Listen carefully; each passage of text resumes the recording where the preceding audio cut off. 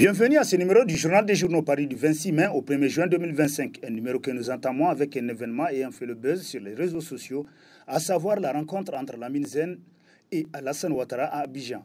À cet effet réseaux sociaux en délire entre désinformation crapuleuse et ignorance abyssale, titre à la une de sa parution en date du 29 mai, le quotidien privé L'Enquêteur, qui nous apprend que le mardi 28 mai 2025, en marge de l'Assemblée générale de la BAD de la Banque africaine de développement à Abidjan, le Premier ministre nigérien Ali Mohamed Lamine Zen a été reçu par le président ivoirien Alassane Ouattara.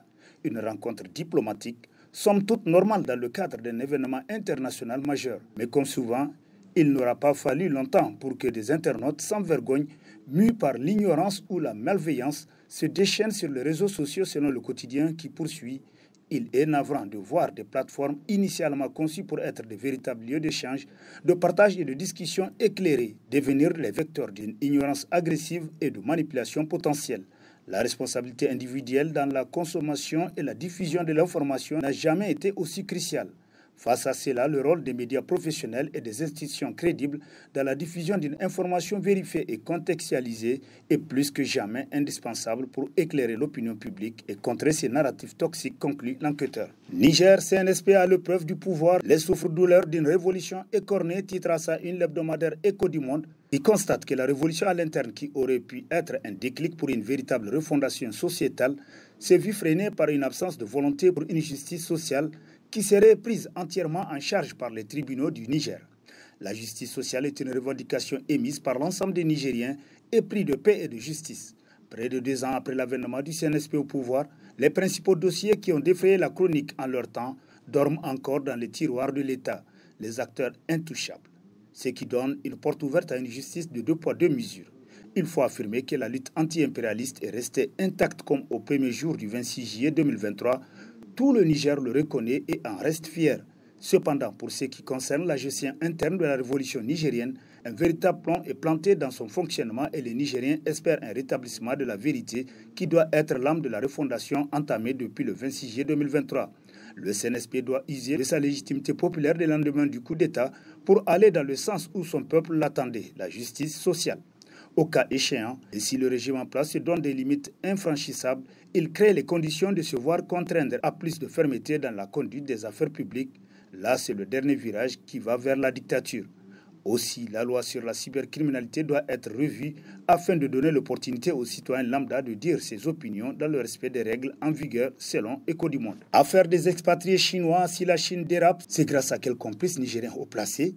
S'interroge à la une de sa parution, date du 27 mai, le quotidien privé L'Enquêteur, pour qui il n'y a pas de corrupteur sans corrompu. Il s'ensuit que si les Chinois sont coupables à un degré ou un autre, c'est nécessairement avec la complicité de certains Nigériens. Ils auraient réussi à corrompre. En attendant, il est loisible à l'ambassade de signaler que quelques points d'achoppement dont les conséquences, s'ils ne sont pas bien solutionnés, ont pu peut-être échapper aux autorités nigériennes. Primo, selon le journal, la maladresse de fixer un deadline quand des négociations sont en cours. Secondo, ce sont 3 projets de la CNPC qui sont nommément visés, le ministre exigeant la rupture des contrats de travail de tous les agents expatriés ayant travaillé au Niger depuis plus de 4 ans. Et enfin, tertio, l'ambassade tient à préciser que seront aussi inclus dans la mesure les travailleurs des sociétés de projet, des sous-traitants et des prestataires de services. Une manière subtile de demander à son vis-à-vis s'il a bien réfléchi, conclut l'enquêteur. Refondation et gouvernance, la difficile quête de souveraineté, titre à sa une l'hebdomadaire satirique Le Hérisson, qui constate que grogne sociale, insécurité persistante, pouvoir d'achat malmené, chômage, sécheresse financière, coupure intempestive d'électricité, autant de signaux au rouge. Jusqu'à quand tout cela va perdurer? Se demande le journal pour qui, sur le long chemin parsemé d'embûches qui conduit à la destination refondation, les esprits commencent à se chauffer et les pensent à penser. Pendant ce temps, les prix de produits de première nécessité entrent stabilité et montée en flèche. L'insécurité, quant à elle, ne faiblit point en dépit des efforts déployés et moyens mobilisés par l'État. Chaque jour que Dieu fait, la ruralité sans défense à bout de souffle se vide au profit des centres urbains où viennent s'entasser des problèmes sur le dos des municipalités aux moyens très limités selon le Hérisson. La souveraineté commence par la lumière, titre dans sa rubrique Nation, l'hebdomadaire Le Visionnaire, pour qui, alors que le Niger s'engage résolument sur la voie de la refondation de l'État et de la reconquête de sa souveraineté, un fléau persistant continue d'assombrir les espoirs des citoyens et d'entraver le décollage économique du pays, les coupures intempestives d'électricité. Des nuits entières sans courant, Des journées paralysées par l'absence d'alimentation, des services administratifs au ralenti, des commerces asphyxiés, des foyers plongés dans l'obscurité, tel est le quotidien insoutenable de millions de Nigériens. L'indépendance énergétique n'est pas une chimère, elle est une condition sine qua non à la souveraineté économique et politique d'un État, selon le journal qui poursuit. Le défi énergétique n'est pas uniquement technique, il est éminemment politique.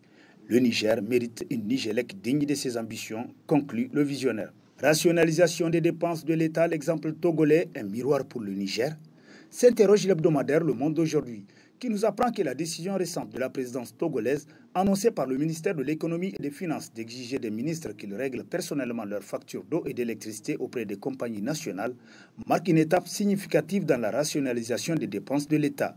Cette mesure, qui s'inscrit dans une réforme plus large d'optimisation des dépenses publiques, vise à promouvoir une plus grande responsabilité et à réduire la charge financière sur le budget national. Pour un pays comme le Niger, confronté à des défis économiques persistants et aspirant à une meilleure gouvernance, cet exemple togolais mérite une analyse approfondie selon Le Monde d'aujourd'hui qui conclut: pour le Niger, à l'heure de sa refondation, une telle réforme serait un puissant levier pour concrétiser la dignité nationale à tous les niveaux et renforcer le lien essentiel entre l'État et ses citoyens. Sortie médiatique du directeur de cabinet du président de la République à propos de l'article 12 de la charte de la refondation. Envoyé en pompier, il se serait transformé en pyromane, s'exclame dans ses colonnes le bimensuel Opinion, pour qui il faut avoir le courage de dire les choses telles qu'elles sont. L'intervention du directeur de cabinet Boubacar Soumana ne fit ni plus ni moins qu'une opération de jet d'huile sur un foyer d'incendie. Dans son raisonnement empreint de légèreté et d'approximation, à aucun moment les propos de ce porte-parole du gouvernement n'avaient emporté la conviction même des pensionnaires du pavillon E de l'hôpital de Niamey ou encore les élèves du jardin d'enfants d'ordinaire si friands de balivernes de cette nature, constate le journal pour qui, pire, dégringolant de la question linguistique pour emprunter une ligne de crête ethnique par cette phrase malencontreuse, voire malheureux, qu'est-ce que le Hausa a fait aux autres Nigériens? Dr Soumana Boubacar semblait avoir choisi un camp, manifestement. Mais quel camp au juste, se demande le bimensuel qui poursuit. Tout le monde se trompe dans la vie, mais le faire de bonne foi et accepter de s'en amender sont les deux vertus cardinales qui conduisent à la quête de la vérité. Turbulence politique, 35 ans d'instabilité, la boulimie et les extrémismes d'Issifou Mahamadou peuvent-ils justifier la crise perpétuelle du Niger? S'interroge l'hebdomadaire Le Nouveau Républicain, pour qui, quand on le voit aujourd'hui, se fatiguer à courir après des griots et autres commerçants de flatterie, pour l'encenser et donc prouver au moyen de panégyrique qu'il serait le meilleur et qu'il aurait tellement fait pour le pays, c'est qu'il se sent bien coupable et se rend bien compte de la minceur de son bilan à la tête du pays pour craindre que sa gestion ne le rattrape. Ce n'est donc pas pour rien que les Nigériens disent le voir derrière tout ce qui se trame aujourd'hui dans le pays, selon le journal qui renchérit. L'homme insatiable, malade de ses boulimies débordantes, veut le pouvoir pour lui et lui seul, le Niger pour lui et lui seul. Cet homme, les Nigériens ont encore à s'en méfier.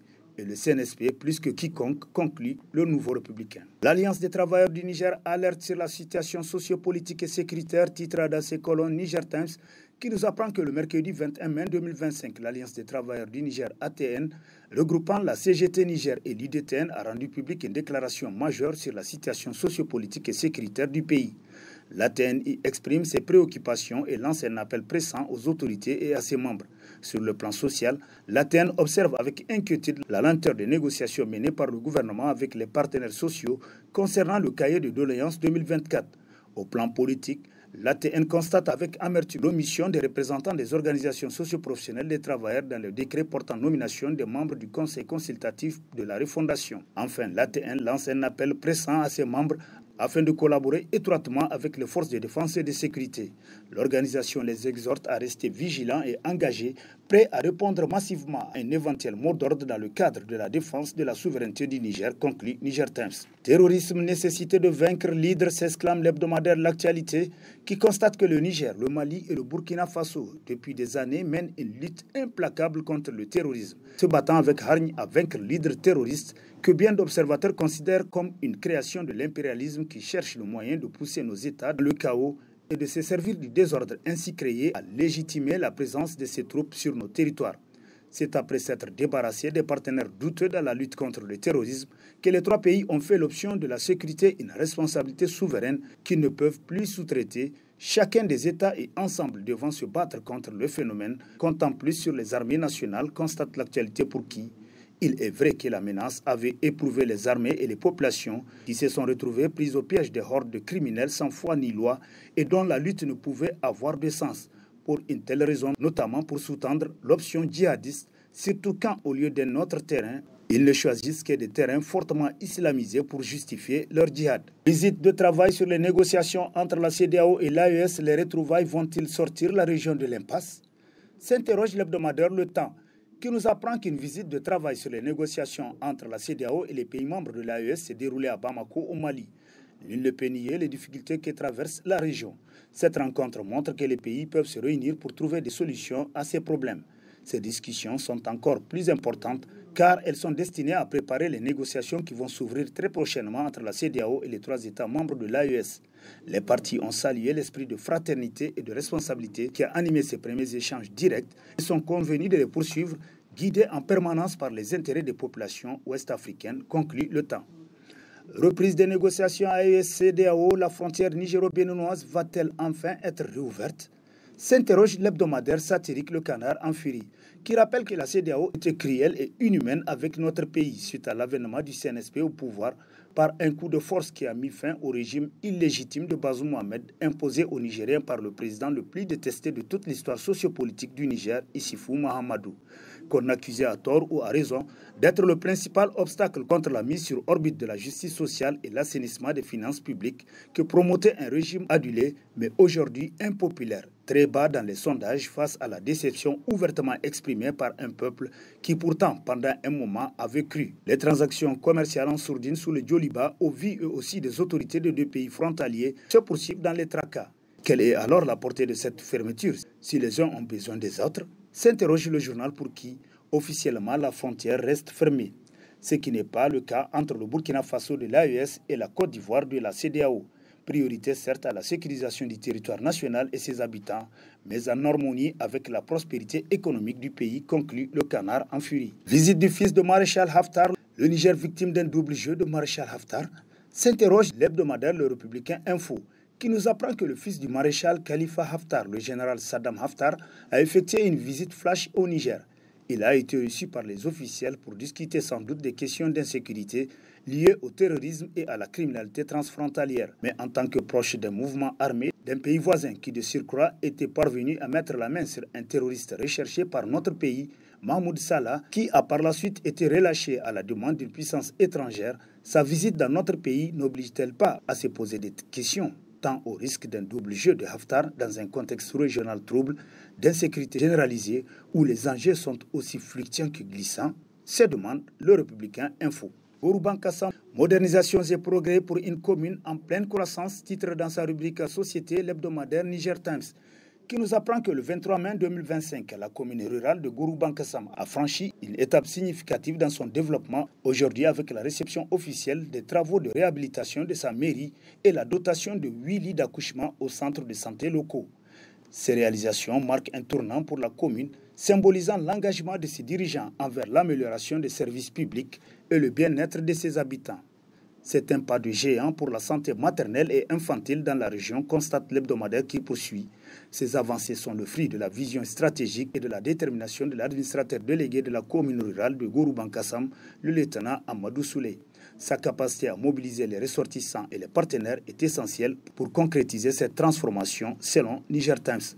Et sur ce prend fin le présent numéro de la revue de presse. Prochain rendez-vous, plaise à Dieu dans une semaine, avec toujours la même passion de vous servir. Bonne lecture et au revoir.